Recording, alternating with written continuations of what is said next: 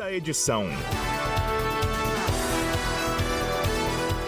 Olá, boa noite. 6 em ponto. Hoje é quarta-feira, 13 de novembro de 2024. Eu sou Sandra Pedrosa. Vamos aos destaques de hoje do TJ Minas Notícias, segunda edição.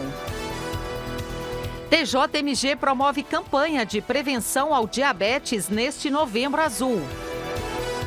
Comitê Pop Rua Jus realiza encontro sobre egressos do sistema prisional em situação de rua. Servidores são homenageados pelo TJMG na comarca de João Pinheiro. E ainda, órgãos públicos já podem se cadastrar no domicílio judicial eletrônico. Você acompanha agora o TJ Minas Notícias, segunda edição. Novembro Azul é uma campanha mundial de combate ao câncer de próstata e ao diabetes. E para marcar a data, o TJMG realizou nesta quarta-feira uma ação especial. O repórter Fabrício Veloso participou da iniciativa e traz as informações. Profissionais da saúde realizaram um mutirão de conscientização sobre a importância da prevenção ao câncer de próstata e ao diabetes. A ação aconteceu no edifício sede do tribunal em Belo Horizonte. Em estandes montados no hall de entrada, os servidores puderam medir os níveis de glicose e receberam uma avaliação personalizada sobre os fatores de risco dessas doenças. Aos 58 anos, o garçom Aécio Pereira aproveitou para conferir se a glicemia está sob controle. O exame aqui de glicose está perfeito, está dentro da normalidade. Então, gera-se o quê? Alegria. Então, estou tranquilo, graças a Deus. PSA está bem, a próstata está tudo legal. Então, sou um felizardo, né? Esse mês de Novembro Azul, de poder falar isso. O oficial judiciário Rodrigo Pereira, de 50 anos, também aproveitou o horário de almoço para cuidar da saúde. Importante é prevenir, né? Quando você vai ficando mais velho prevenindo, o risco de adoecer depois é menor. Qualquer uma das duas doenças, né? Tanto câncer de próstata quanto diabetes. Dados do Ministério da Saúde estimam a ocorrência de mais de 70 mil novos casos de câncer de próstata no Brasil entre 2023 e 2025. De acordo com o Instituto Nacional de Câncer, a doença fica atrás apenas dos tumores de pele e tem maior incidência nos homens com mais de 40 anos. O médico da Gerência de Saúde do Trabalho do TJMG, Alexandre Coelho, explica que o preconceito dos homens é o principal fator que impede um diagnóstico eficaz. O homem procura menos, né? E quase sempre ele vai, arrastado, né? Por um familiar, geralmente a esposa ou outro, né? Um filho, para se consultar, né? Tem muita resistência também, ele vai fazer toque retal lá em mim, tal, é desagradável, não sei o que tem, é um preconceito, né? Mas que nessas horas não tem nada a ver. Quando em estágio avançado, o câncer de próstata apresenta sintomas como dores ao urinar, dor lombar ou óssea e presença de sangue na urina e no sêmen. Já os sinais do diabetes são cansaço fácil, aumento de sede, apetite exagerado e urina em excesso. Por isso, a recomendação é sempre fazer os exames com regularidade, principalmente a partir dos 40 anos. Do Tribunal de Justiça de Minas Gerais, repórter Fabrício Veloso. Comitê Pop Rua Jus realiza encontros sobre egressos do sistema prisional em situação de rua. As informações com Lígia de Matos. O Tribunal de Justiça de Minas Gerais, por meio do Comitê Pop Rua Jus e da Comissão de Fomento dos Direitos Fundamentais e Acompanhamento de Pessoas Egressas e Pré-egressas, promoveu encontro de trabalho com temática voltada para a proteção social e políticas penais para pessoas egressas do sistema prisional em situação de rua em Minas Gerais. O evento, realizado na EGEF, Escola Judicial Desembargador Edésio Fernandes, reuniu magistrados do TJMG, representantes do Ministério Público de Minas Gerais, da Defensoria Pública do Estado, das Polícias Militar e Penal, das Secretarias de Estado de Justiça e Segurança Pública e de Desenvolvimento Social. Além das áreas de assistência social e saúde da Prefeitura de Belo Horizonte e da sociedade civil como Pastoral de Rua e Movimento Pop Rua. O objetivo da reunião foi promover a sensibilização de atores e instituições na proteção social e nas políticas penais, assim como fomentar um espaço de diálogo sobre ações em médio e longo prazo voltadas à garantia de direitos da pessoa em situação de rua egressa do sistema prisional. Do Tribunal de Justiça de Minas Gerais, repórter Lígia de Matos.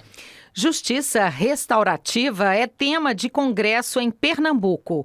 Iveson Gomes tem os detalhes. A conexão humana é um dos principais pilares das interações sociais como um todo e está presente na prática jurídica e na busca por soluções que beneficiem as partes envolvidas. Cabe aos juristas garantir que a empatia e a escuta façam parte do processo. Um exemplo dessa atribuição se revela na justiça restaurativa, definida pela Organização das Nações Unidas como um processo em que os envolvidos participam ativamente na resolução de conflitos com a ajuda de um mediador. A facilitadora de comunicação não violenta, Carolina Cassiano, destaca o papel fundamental do mediador na resolução dos conflitos. Se a gente consegue traduzir todos os julgamentos que a gente tem, as dores que a gente tem, as raivas que a gente tem, ou os comportamentos que a gente não gosta em necessidades humanas, a gente cria um terreno comum para se entender. E o mediador de conflito pode,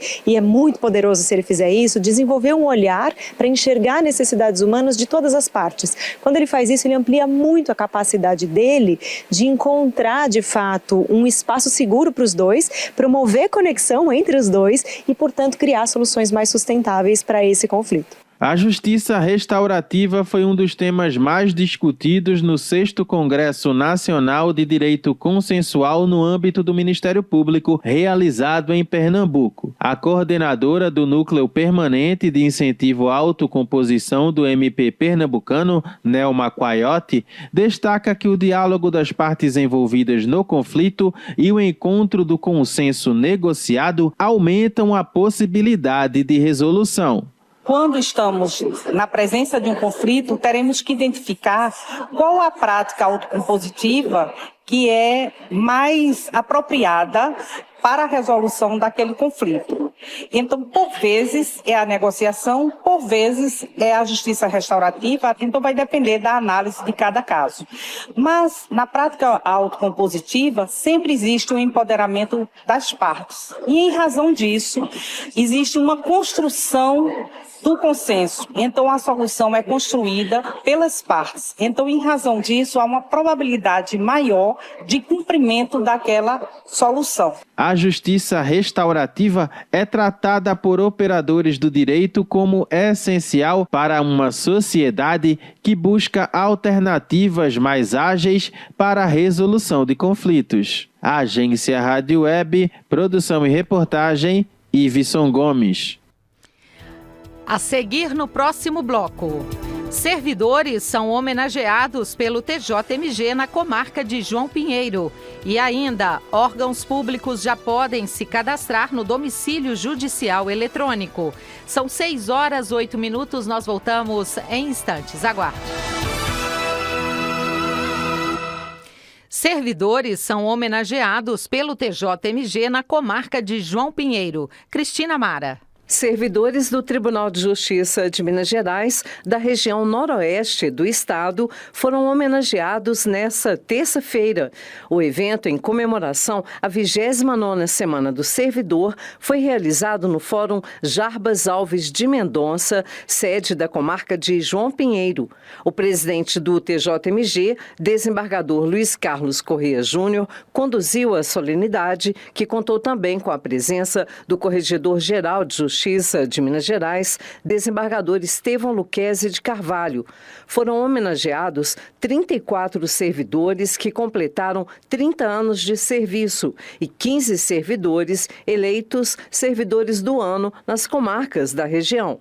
Nos meses de outubro e novembro, o TJMG tem promovido homenagens em várias regiões do estado, com solenidades já realizadas em Belo Horizonte, Três Corações, Uberaba e Governador Valadares, além de João Pinheiro.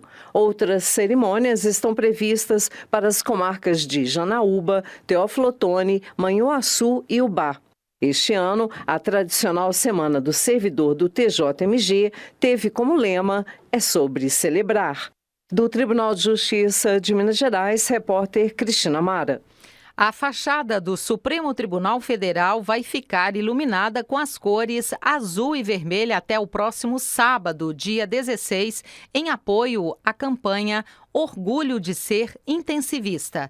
A ação é promovida pela Associação de Medicina Intensiva Brasileira e propõe sensibilizar a sociedade sobre os desafios enfrentados pelas equipes que atuam em UTIs, unidades de terapia intensiva. A campanha destaca a importância do trabalho dos intensivistas que dedicam as vidas a cuidar de pacientes em estado mais grave e crítico. A iluminação especial no STF busca romper o estigma que associa as UTIs à dor e ao sofrimento, focando na missão desses espaços como locais de cuidado, esperança e recuperação. Órgãos públicos já podem se cadastrar no domicílio judicial eletrônico. Diego Brião. O Conselho Nacional de Justiça, o CNJ, deu início nesta terça-feira, dia 12, ao prazo para pessoas jurídicas de direito público se cadastrarem voluntariamente no domicílio judicial eletrônico. Esta ferramenta disponibiliza um endereço eletrônico para as comunicações processuais enviadas pelos tribunais brasileiros, conforme foi estabelecido na Portaria CNJ número 46/2024, após 19 de dezembro, o cadastro será feito de forma compulsória.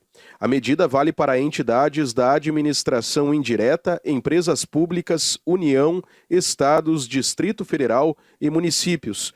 Também se estende ao Ministério Público, à Defensoria Pública e à Advocacia Pública. Desenvolvida pelo programa Justiça 4.0, esta solução 100% digital e gratuita facilita e agiliza as consultas para quem recebe e acompanha citações pessoais e demais notificações processuais.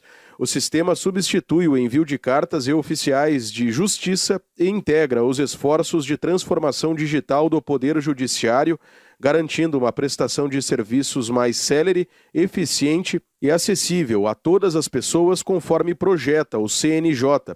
Da Agência Rádio Web, Diego Brião. 6h15. O TJ Minas Notícias, segunda edição, fica por aqui. Uma ótima noite para você. Até amanhã.